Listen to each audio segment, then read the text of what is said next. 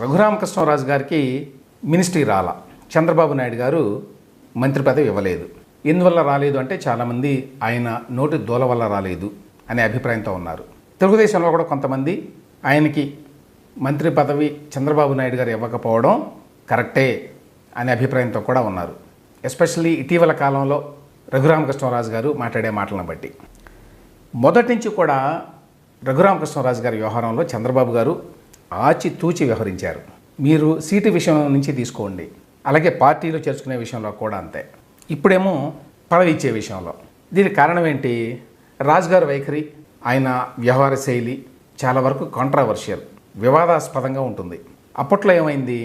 TDP Janasena పార్టీలు Narasapuram seat వదిలేస్తే BJP నుంచి నేను తెచ్చుకుంటాను అన్నట్టుగా మాట్లాడారు. ఆ రెండు పార్టీలు కూడా నరసాపురం సీట్ను వదిలేసినాయి, కానీ ఆయన తెచ్చుకోలేకపోయారు. అంటే అర్థం ఏంటి? బీజేపీ వాళ్ళు ఆయన నమ్మలేదని కానీ, లేక బీజేపీ వాళ్ళు ఆయన తమ పార్టీలో చేర్చుకోవడానికి ఇష్టపడలేదని కానీ అర్థం. అప్పుడు చంద్రబాబు నాయుడు గారే బీజేపీ వాళ్ళకి నచ్చజెప్పి తనకి నరసాపురం ఎంపీ సీట్ ఇప్పించాలి అన్నట్టుగా రాజుగారు వ్యవహరించారు, మాట్లాడారు. అయితే సహజంగానే అది అంత ఈజీ కాదు. ఎందుకంటే మీరు అప్పట్లో చూస్తే చంద్రబాబు గారికి అంత శక్తి సామర్థ్యాలు, లేకపోతే బీజేపీ వాళ్ళని ఏ విషయంలోనైనా కన్విన్స్ చేసేటువంటి ఎబిలిటీ ఉంటే అనపర్తి సీటు పోయేది కాదు. అక్కడ నల్లమిల్లి రామకృష్ణారెడ్డి గారు ఎంతో పోరాడాడు టీడీపీ తరఫున.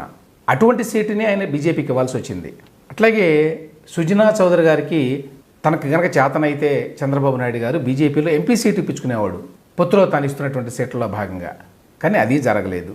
కాబట్టి చంద్రబాబు నాయుడు గారు ఏదో తనకు కావాల్సిన వాళ్ళందరికీ ఇప్పించుకున్నాడు, నాకు మాత్రం బీజేపీ వాళ్ళకి చెప్పి ఇప్పించలేదు అని రాజుగారు అనుకున్నా కూడా అది కరెక్ట్ కాదు.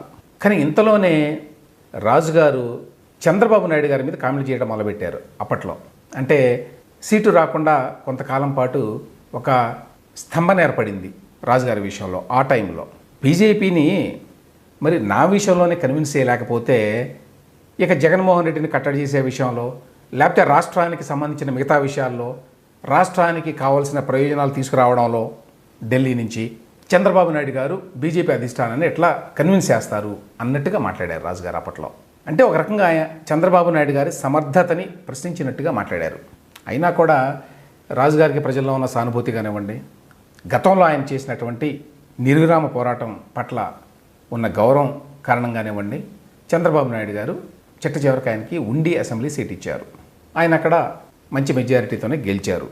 సో ఆ తర్వాత ఇప్పుడు స్పీకర్ పదవో హోంమంత్రి పదవో ఇస్తారని చెప్పి ఆశించారు. చాలామంది తెలుగుదేశం అభిమానులు, ఇతరులు కూడా, న్యూట్రల్ పీపుల్ కూడా రాజుగారికి అటువంటి పదవి ఇవ్వాలని కోరుకున్న మాట వాస్తవం. అయితే మంత్రివర్గ కూర్పు అనేది కత్తి మీద సాము లాంటిది, ఎన్నింటినో బ్యాలెన్స్ చేయాలి. దీనికి తోడు రాజుగారంటే కొంచెం దేశముదురని, ఆయనకి నోటి దోల అని, తొందరపడి ఏది పడితే అది మాట్లాడతారని ఉన్న పేరు కూడా బహుశా ఆయనకి పదవి రావడానికి అడ్డుపడి ఉండొచ్చు. ఇప్పుడు మళ్ళీ గత కొద్ది రోజులుగా రాజుగారు ఇస్తున్నటువంటి అనేక ఇంటర్వ్యూల్లో ఆయన తన నోటికి మళ్ళీ పని చెప్పారు. చంద్రబాబు నాయుడు గారికి నేను ఆనలేదేమో, నా సీనియారిటీ ఆయనకి సరిపోలేదేమో, మా క్షత్రియ కులానికి మంత్రి పదవి ఇవ్వాలనుకోలేదేమో అని ఇటువంటి చొరకలన్నీ వేస్తున్నారు. బహుశా ఈ తొందరపాటుతనం, ఊరికే ఇట్లా మాటలు దొరలడం వల్లే రాజుగారికి మంత్రి పదవి రాలేదు అనుకోవాలి.